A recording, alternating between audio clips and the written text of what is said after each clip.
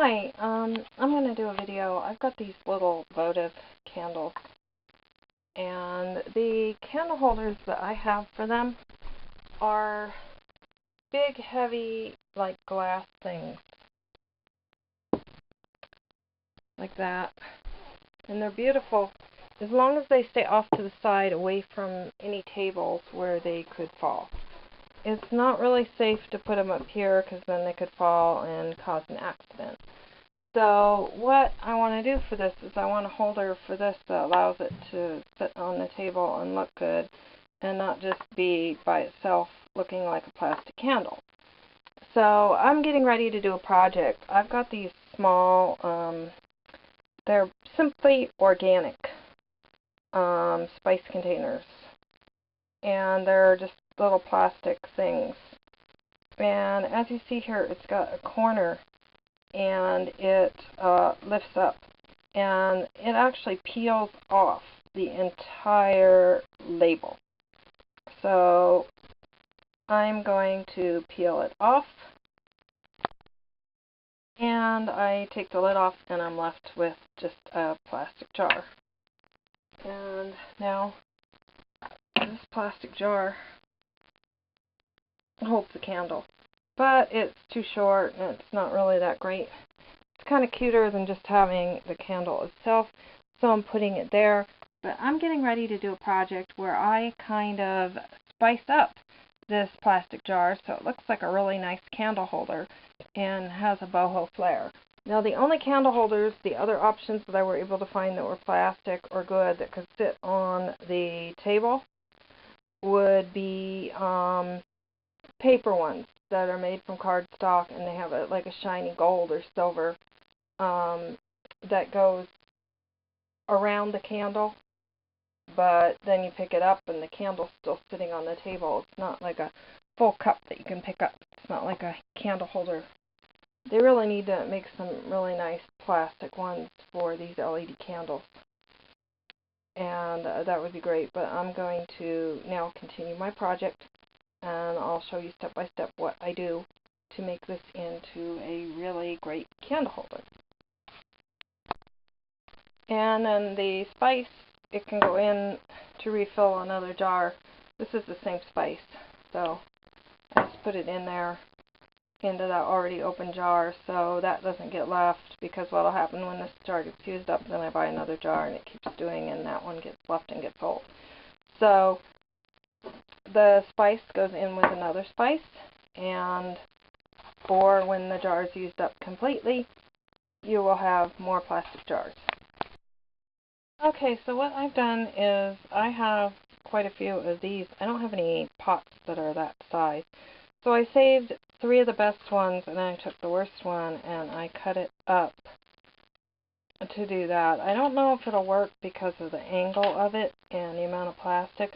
I may end up just going with like a solo cup or cardstock, but we'll see. I'll try it with this and I'll keep you posted as to each step. As you can see, this has like a really bad curved edge, and this part is all dimpled. So here I took tape and I wrapped it around the container there, over there, and then put the tape out like flat across here, and I'll use that to cut one of the edges. So I've taken the scissors here and I've cut the one flat edge. You can see the one flat edge. And you can see here where you can still see the rounded edge. So now I'm going to re-put the tape so I can cut the other edge.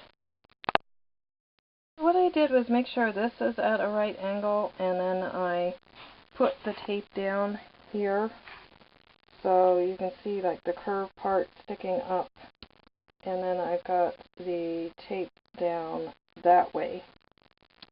And so what I'm going to do is measure the part that I'm going to cut off to make sure it's even on this end here and this end here. So now I've taken this sandpaper here and I've roughed up the plastic on both sides.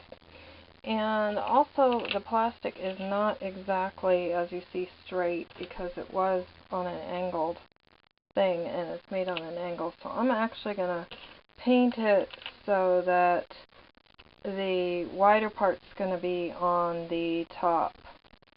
So now that it's roughed up on both sides, just make sure when you're doing all this that you don't kink the plastic. And then what you're going to do is then you can paint it.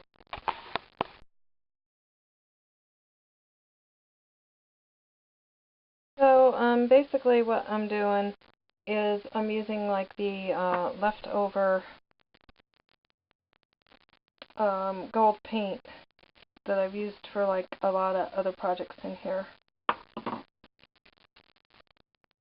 It's like a light copperish brass color. So I'm using that, and I put the first coat on one side. And I made the part that I wanted to be at the bottom to have a good edge, and when I painted, I left that at the top so I could paint smoothly and not have any glops or anything like that. So I'm going to let that dry, and then I'm going to do coat the other side and then put a second coat on the whole thing. It's probably going to take, 3 or 4 days to do it, but I'll get back at you each time. Okay, I painted the other side of this thing with the first coat. Again, keeping in mind that the top is the top. And I'm going to let it dry for like 2 or 3 hours, and then I can put another coat again on the first side. Okie dokie, I did the last outside, and so I've done 2 coats on both sides. I'll have to see when this dries how I like the ends and how they work out. So I'm going to wait for this to dry. Okay, so this has dried on both sides, and then what I did is I took it and I put a little piece of this trim around the edge. So it's basically like super glued inside. The bottom edge of this trim is super glued to the edge of the painted strip. The top edge, the smooth edge, the wider edge of the trim. And then the smoothest edge is down at the bottom because that's going to show here. And the top edge, which is the wide edge, is there. So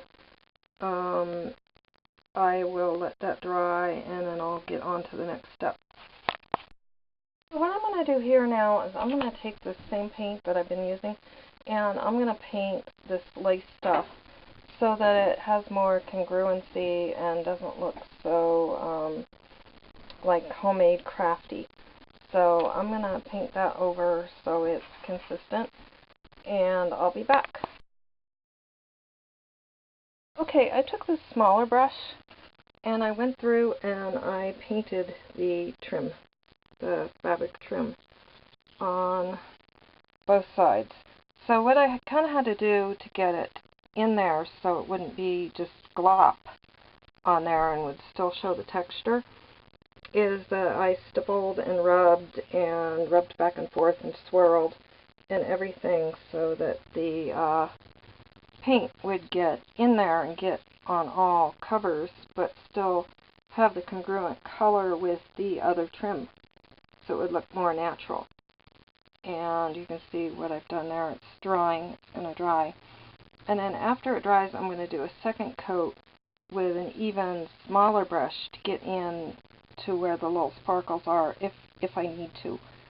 So that kind of gives it a better even color and has it looking less like a pieced together project. Okay, what I did is I super glued this around. Before doing any more painting, I figured it should be on here because any mess that I make with super glue I'm going to want to paint over as well. So I did this around here, as you can see on the inside. I did like a real good strip of super glue on the gold part, and then in 2 sections I pasted it on to the plastic container. So, and then I added a little extra super glue and secured the end. So that way when I do my final painting, it will come out like a little bit better. I can kind of go with what's on the container already and where the super glue is and all that. So I will be back with you. Oh, and don't forget, when you put the super glue back together, put some plastic wrap over the tip, screw the lid on, and then wrap the bottle up real good in plastic wrap, because that will keep it from drying out. A little tip. Okay, we got the completely finished project. It did come out a little crooked because the glue I didn't do right, but you can see I repainted over where the seam is, so the seam isn't so obvious. And I did little touch-ups in between with a small brush so that it would all be congruent in one color. So this is the finished candle holder for an LED candle. You don't want to use real candles in there because it's plastic and fabric and it would melt. But for LED candles, it's perfect. And if you like, hit like, subscribe, share, and stay tuned for more videos. Have a great day.